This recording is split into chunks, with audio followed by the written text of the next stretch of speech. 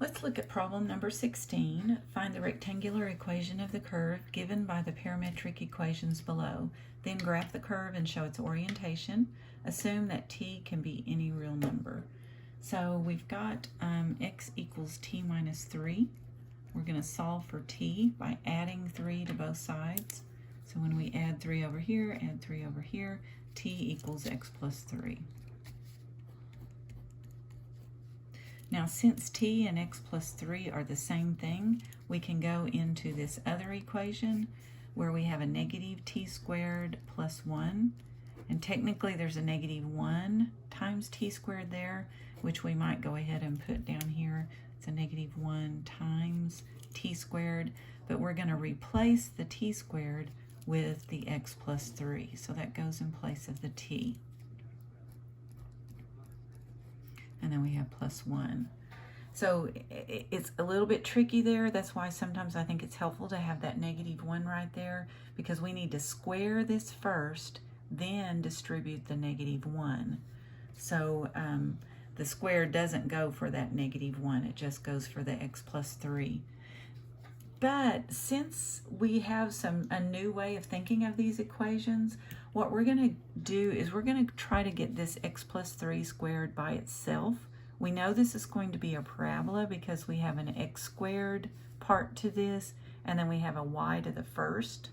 So what we'll do is we'll try to get this by itself on the left side, and then we're going to move that over here to the right side. So first of all, let's just add. So we really didn't need to multiply that. So let's just add x plus 3 squared. It's like we're adding 1 x plus 3 squared. And we're going to add that over here also. And then what we'll end up with is x plus 3 squared plus y equals, and then all of that's going to cancel out, so we're going to equal 1. So then we want to move the y over to the other side so we can subtract y. So we have x plus 3 squared equals a negative y plus 1. So we want to go ahead and subtract out that negative 1. So we have x plus 3 squared equals a negative 1 times y minus 1. So there's a negative 1 in front of that y. We factored it out. So we can think of dividing both of those by negative 1. And then that would put this in the format where we know what to do with that for our parabolas. We know that our vertex is going to be hk. So it's going to be the opposite of that number that's with the x. So it's going to be a negative 3, comma. And then the opposite of the number that's with the y would be a positive 1. So our vertex is going to be right there. Okay, and then we know that whenever it's an x squared, and we kind of remember what our parabolas looks like, whenever we have an x squared and then our y to the first over on the other side, then it's either going to open up or down, and it all depends on what the p-value is there. So we have 4 times p, and usually whatever that number is in front of that parentheses, if it's negative, it's going to open down. If it's positive, it opens up. So this one we can see is a negative 1, so this graph is going to open down. We know that. And so 4p equals a negative 1. So divide by 4, p equals a negative 1/4. So since it's negative, we know it opens down. And so if we wanted to, we could also plot some points here. We could say if x was a negative 2, or if x, let's say if x is a negative 2, we could substitute it into that. And so we'd have if x is a negative 2, we'd have a negative 2 plus 3 squared equals a negative 1 times y minus 1. So that would give us 3 minus 2 is 1. 1 squared is 1 equals a negative 1 times y minus 1. I'm scrunching that in there a little bit, aren't I? So we have 1 equals a negative y plus 1. And then we could subtract 1. We get 0. Negative y equals 0. If we divide by negative 1, we get y equals 0.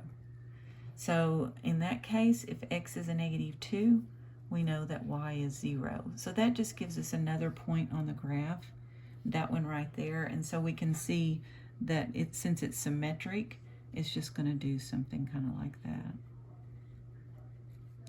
But now we've got to figure out the orientation of this thing. So if we have a t value, we're going to figure out what the x and the y are. So let's just pick, let's pick 1 maybe for a t value. I know up here we were doing negative numbers, and so we're going to do a t, an x, and a y. So let's just put something kind of right here, t, x, and y, kind of ran out of room.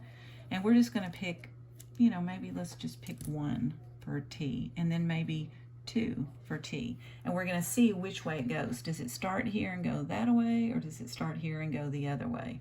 So if t is 1, then we know that x, so t equals 1, x equals 1 minus 3.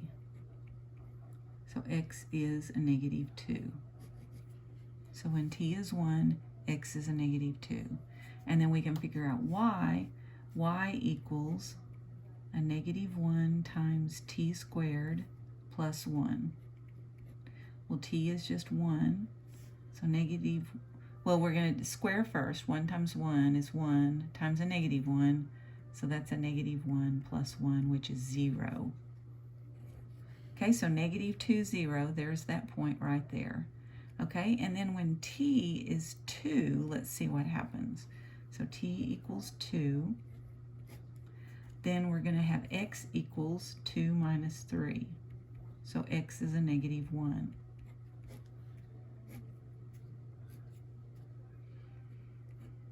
Okay, and then here y equals a negative 1. Oops. I'll just mark that out. Y equals a negative 1 times t squared, which we said is going to be 2 squared plus 1. So we're going to square the 2. So 2 times 2 is 4. 4 times that, so that gives you a negative 4 plus 1, which gives us a negative 3. Okay, so we started with this point here, negative 2, 0, and then as t gets bigger, where do we go? Well, this one's negative 1, negative 3. So it's a point down here on the graph, it'll be right here. So it looks like as we get bigger, we move from the left to the right. So when t is 1, we started here at this point, and then when t is 2, we ended up over here. So the arrows are going this direction. And you could have picked some smaller numbers for t, and maybe it would have started at a point over here, but it starts from that and goes around the other way. Okay, so that's question number 16. Go to question number 17. Number 17, we have x equals a negative t squared minus 2, and then y equals t minus 6, and they give us some limitations here for t. T can be a negative 2, t can be a positive 2, whoops, or t can be anything in between. So t is between negative 2 and positive 2. It can be a negative 2, can be a positive 2 because of that less than or equal to on both sides there. So if we just kind of make a little chart here, t, x, and y, let's see what we get. So if t is a negative 2, and maybe we'll have t is 0, and maybe t is positive 2, that might give us a few points to try. And then we know that, well, we'll just have to kind of see how this all plays out. But, well, before we do that, we've got to go ahead and go up here and think about what the graph of this t is going to look like, the x's and y's. And when we take out the t and get just the x's and y's in there, let's see what happens there, and then we can figure out our points from this over here. So if we have y equals t minus 6, we know that it's pretty easy to get t by itself there. We can just add 6. So t equals y plus 6. So y plus 6 and t are the same thing. So now we might want to go over here and look at this other equation, x equals a negative 1 times t squared minus 2. So I just put that negative 1 times t squared minus 2. Just kind of to remind us there's a negative 1 there. You may or may not want to do that. But instead of t, now we're going to put y plus 6 because t and y plus 6 are the same thing. Okay, now to get this kind of in the format of our parabolas so we can kind of think about, you know, what this looks like, because we want to graph this curve, it says. So we want to get the y plus 6 squared by itself.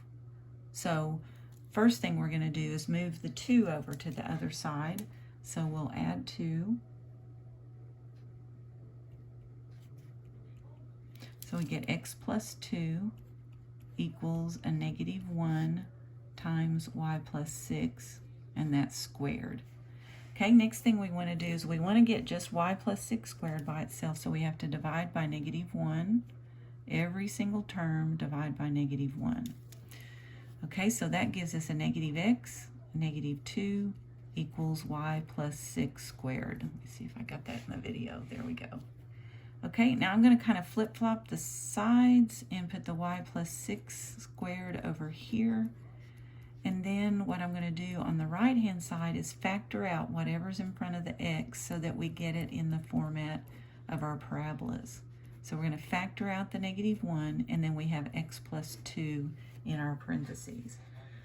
Okay, so we know now that our vertex is the opposite of the number with x, so that's going to be a negative 2. And then the y value is going to be opposite of the number with the y. So negative 2, negative 6. So if we go and try to graph this thing, see if I've got enough room here. A little bit lopsided there. I don't know why they didn't give us a graph here. Negative 2, 6. Now, since that is a y squared term, the linear term is x, so that means it's going to go either to the left or it's going to go to the right. Because that's negative, it's going to go to the left. It's going to look like that. Okay, so now what we're going to do is we're going to, since we know our vertex, we're going to go ahead and get some x and y points and then kind of finish drawing our parabola after that. And it looks like it's going to kind of go down here a little bit farther. This is negative 6, so that point kind of looks a little bit high up there, but anyway. Okay, so do I have enough room to do this right here? We'll see. So if we put t as a negative 2, and I think I may come over here and kind of work. T is a negative 2. That's what we just kind of picked it because it was the smallest it could be, and 2 is the largest it could be, and then I just picked something in between. So x is going to equal a negative 1 times t squared, negative 2 squared minus 2. So that's a negative 1 times, negative 2 times negative 2 is 4 minus 2. So that gives us a negative 4 minus 2, or a negative 6. X is a negative 6. Okay, y is equal to t minus 6. Negative 2 minus 6 gives us a negative 8. So that's our y value. Okay, and let's just go ahead and get our points, and then we'll kind of go from there. T equals 0. Then we have x equals negative 1 times 0 squared minus 2. Well, we know 0 times 0 is 0, times a negative 1 is 0 minus 2, which gives us a negative 2 for our x. And then our y value is just t minus 6, 0 minus 6.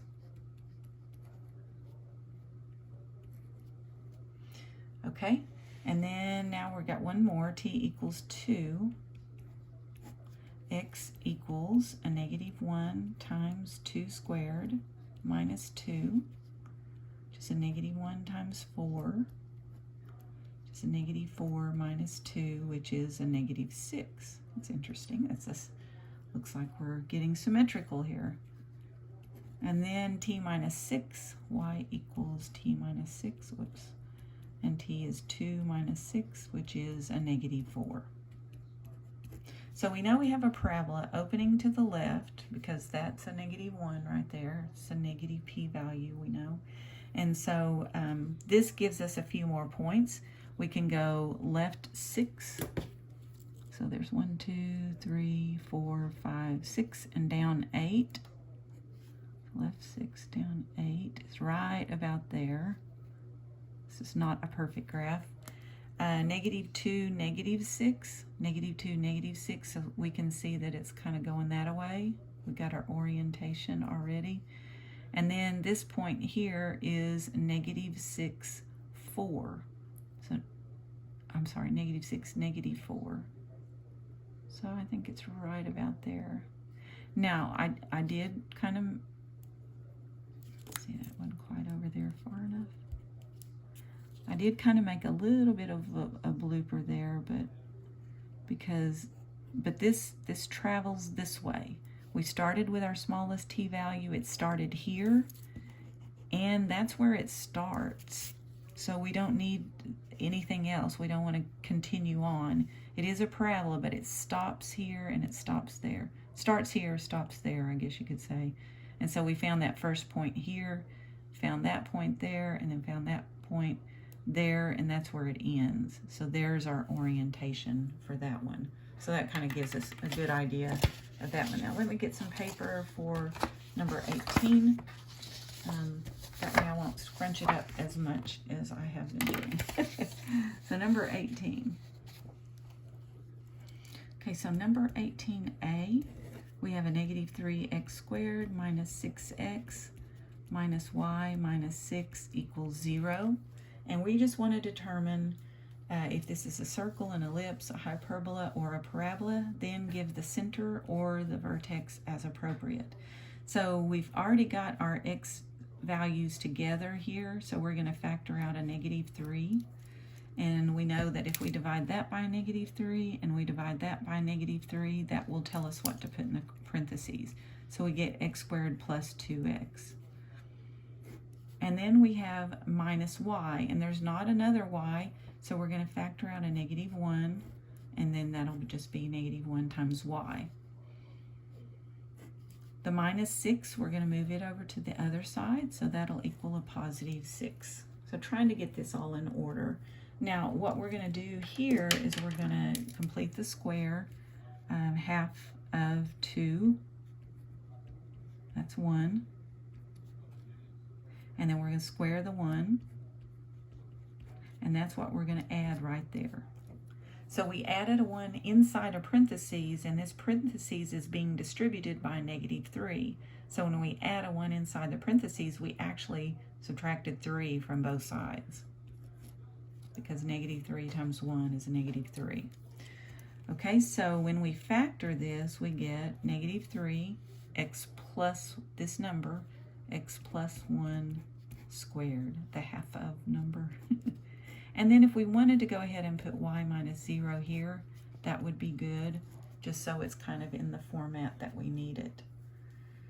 Now, I was kind of thinking about this as a hyperbola or an ellipse, but I'm noticing now that this does not have a squared term here, so we need to move that over to the other side. So let's do that.